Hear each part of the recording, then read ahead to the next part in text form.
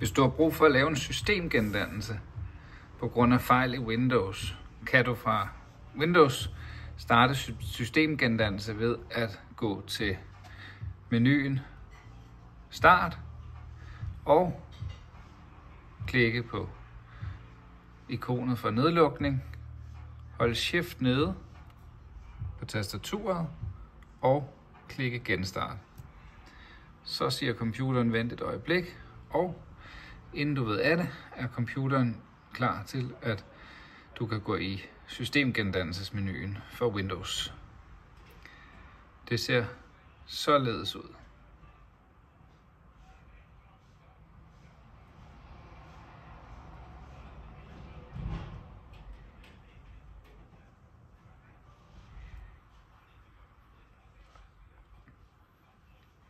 Du er nu i systemet, hvor vi blandt andet kan tilgå systemgendannelse.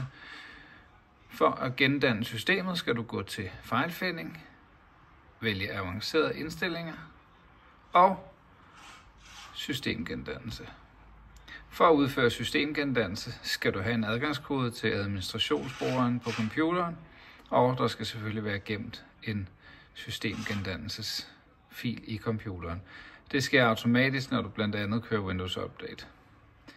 I det her tilfælde er der ikke en systemfil gemt på computeren, men du kan stadig på de fleste computere udføre denne operation.